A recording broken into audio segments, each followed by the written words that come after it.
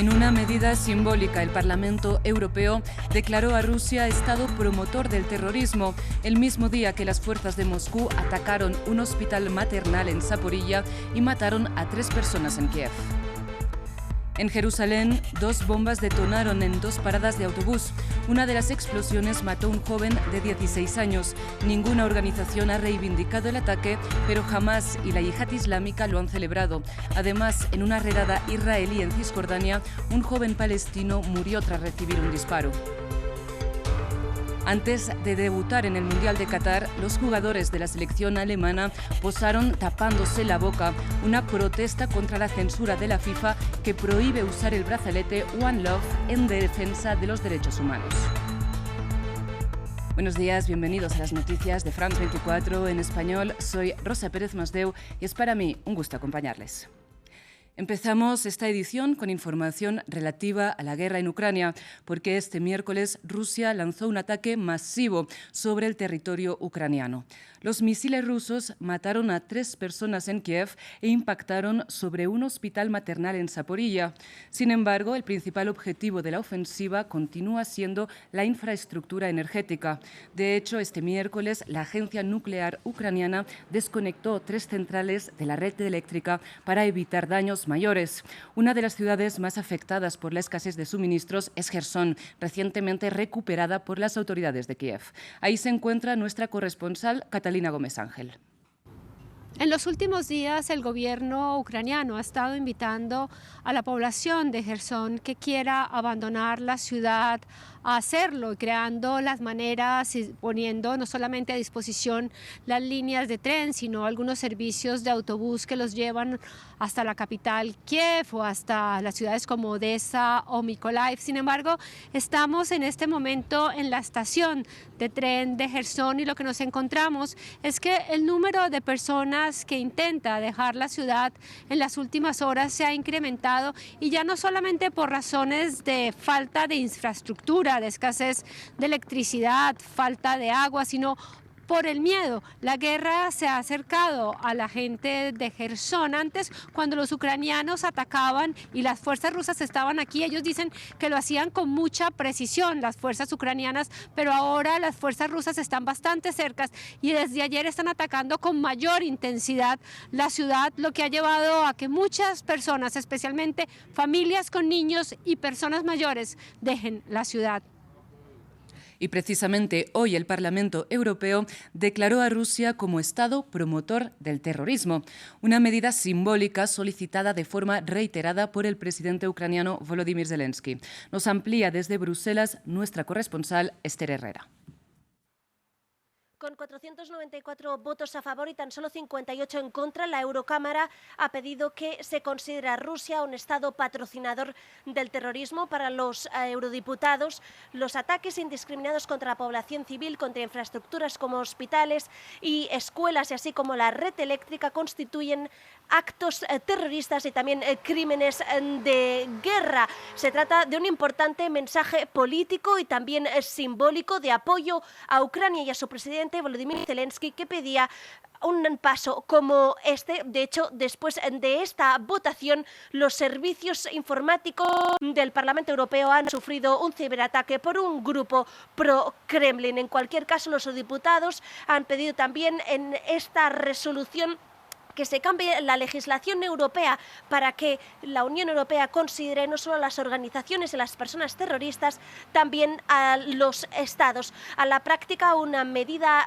de este tipo sería convertir a Rusia en un estado paria, en que la Unión Europea debería cortar lazos diplomáticos y económicos, algo muy difícil de poder aplicar a la práctica. De hecho, ningún país del mundo ha llegado tan lejos. Ha habido resoluciones no vinculantes en Estados Unidos, como por ejemplo en el Senado y en el Congreso, pero hasta ahora el secretario de Estado norteamericano Anthony Blinken lo ha rechazado, y también votaciones no vinculantes en parlamentos como por ejemplo de los países bálticos o de Polonia. Y en Reino Unido, el Tribunal Supremo dictaminó que el gobierno de Escocia no puede convocar un nuevo referendo de autodeterminación sin la aprobación de Londres.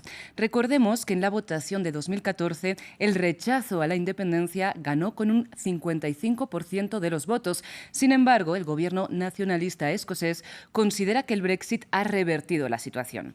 Nuestra corresponsal en territorio británico, Luisa Pulido, nos explica las alternativas de Escocia para conocer la opinión de la población si no puede recurrir al referendo.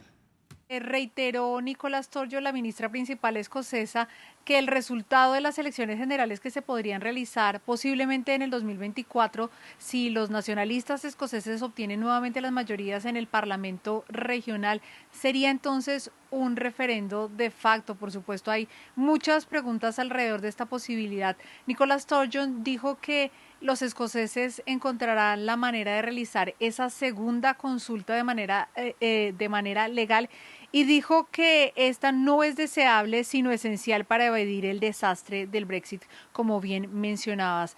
Insistió en que tiene en los nacionalistas escoceses el mandato para realizar esa segunda consulta, pero lo cierto es que hay muchas todavía diferencias con Londres en el gobierno central sobre esa posibilidad. Se realizarán esta noche varias manifestaciones en diferentes ciudades escocesas para exigir ese segundo referendo de independencia. En otras noticias, 2 bombas detonaron en 2 paradas de autobús de Jerusalén en la hora pico de esta mañana. Una mató a un joven de 16 años. Ninguna organización ha reivindicado el ataque, pero tanto Hamás como la Yihad Islámica lo consideraron una respuesta lógica a la mortífera ocupación israelí. De hecho, este año ha sido el más mortífero para la población palestina en Cisjordania ocupada. Allí, precisamente hoy, un joven palestino murió tras recibir un disparo durante una redada israelí en Nablus. Y en China estalló la indignación de los trabajadores de la llamada ciudad iPhone. Ante el aumento de casos COVID hace unas semanas, la empresa Foxconn confinó a más de 200.000 personas en la planta de Shenzhou. Este miércoles, los empleados de la mayor fábrica de iPhones del mundo protestaron contra su situación laboral. Manifestaciones inhabituales en la mayor planta de fabricación de iPhone en el mundo. Los empleados de la empresa Foxconn en Zhengzhou, China, protestaron este miércoles exigiendo el respeto de sus derechos. En videos compartidos en las redes sociales se vieron manifestantes enfrentándose a personas con trajes de protección blancos y a los gases lacrimógenos de la policía antidisturbios. Pero el gobierno chino se niega a comentar los hechos. No tengo conocimiento de la situación que menciona y esto tampoco es competencia de Asuntos Exteriores. La empresa taiwanesa Foxconn es el principal subcontratista de Apple y emplea a más de 200.000 personas en su planta de Zhengzhou. Al sufrir una avalancha de casos de COVID-19 en las últimas semanas, centenares de trabajadores en pánico huyeron a pie. La mayoría de los empleados viven en dormitorios y han sido confinados en el sitio que ahora funciona en circuito cerrado.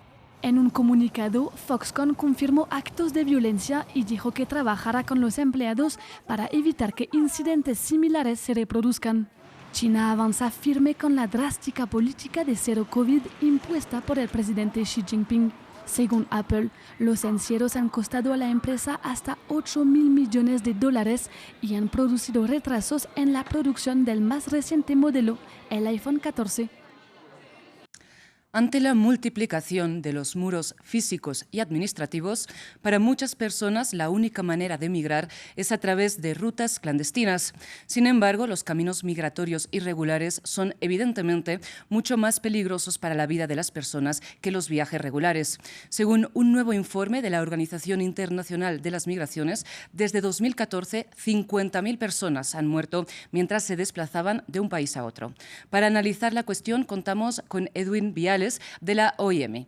Edwin, buenos días. Empecemos analizando el discurso respecto a la violencia en las fronteras del norte global, ¿no?, que va enfocado en culpar a las llamadas mafias de tráfico de personas, pero como si obligaran estas mafias a las personas a migrar y a usar rutas peligrosas. ¿Es esta una manera de la Unión Europea o de Estados Unidos de limpiarse las manos? Es decir, estas mafias, digamos, no existirían si las personas pudieran usar vías migratorias legales. Muchísimas gracias a todas y todos los que nos siguen. Sí, en ese sentido es necesario más que recalcar que sobre las 50.000 vidas perdidas durante todo el mundo durante los viajes migratorios que el proyecto Migrantes Desaparecidos de la OIM comenzó a documentar desde el año 2014, no debemos perder de vista y hacer el llamado al respeto del derecho internacional y también, como lo dice el Pacto Mundial para la Migración Segura, Ordenada y Regular, para prevenir fallecimientos y desapariciones durante las travesías migratorias. Es en ese sentido que hacemos hincapié en las obligaciones en virtud del derecho internacional, incluido el derecho a la vida.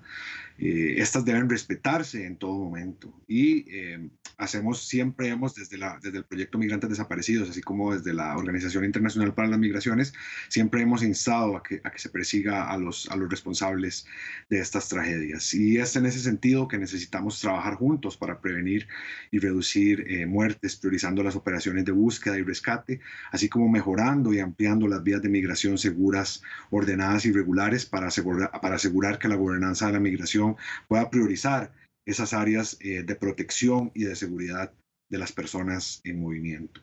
Creo que Edwin, por otro lado, porque no tenemos mucho tiempo para abordar más temas, la cuestión es que las políticas migratorias en el norte global al final son una forma de fortificar la riqueza del norte construida a base del expolio del sur, ¿no? Un cambio en la política migratoria, ¿qué aspectos debe tener en cuenta? Bueno, creo que como el proyecto Migrantes Desaparecidos y la Organización Internacional para las Migraciones lo han reiterado en innumerables ocasiones, sin duda debemos enfocar nuestros esfuerzos a que las vías de migración regulares, también irregulares, sean ordenadas, dignas y seguras. Enfatizando, como lo reiteré anteriormente, en la protección de las personas migrantes, específicamente las personas migrantes en tránsito que circulan estas rutas. Sin duda, si no brindamos más caminos tanto de vías de migración regular y de protección en las vías de migración irregulares, vamos a tener y a seguir presenciando estos números tan altos de personas migrantes fallecidas y desaparecidas durante el tránsito migratorio. Y Edwin, no tenemos mucho tiempo, pero por ejemplo en Europa las fronteras están vigiladas con alta tecnología, ¿no? Radares, sensores, cámaras térmicas, vallas. ¿En qué medida la industria militar y de la seguridad influye en las decisiones respecto a las políticas migratorias? Porque a esta industria le interesa aumentar constantemente la inversión y que estas políticas se dirijan a la vigilancia más que la libre circulación. Claro, esto sin duda es todo un tema, ¿verdad?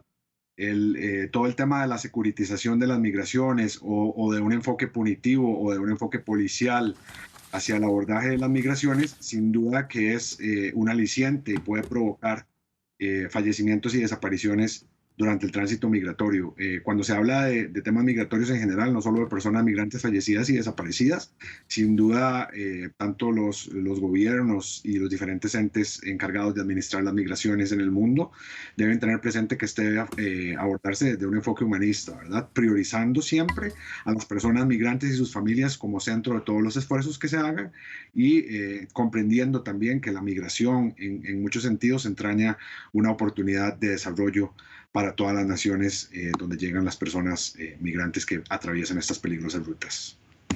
Edwin Viales, se nos acaba el tiempo, pero muchísimas gracias por su análisis, por su trabajo y por estar con nosotros.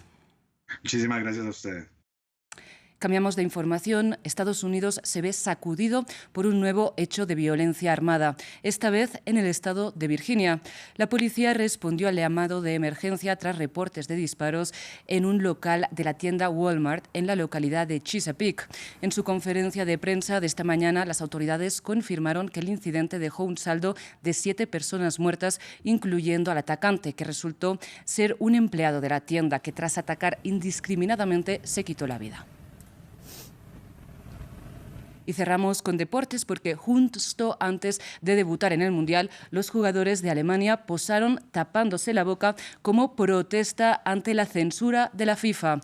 La selección alemana quería vestir el brazalete One Love en símbolo de defensa de los derechos humanos, particularmente en apoyo a las personas LGBTQ+ perseguidas en Qatar. Sin embargo, la FIFA anunció que penalizaría con tarjeta amarilla a los futbolistas que usaran el brazalete.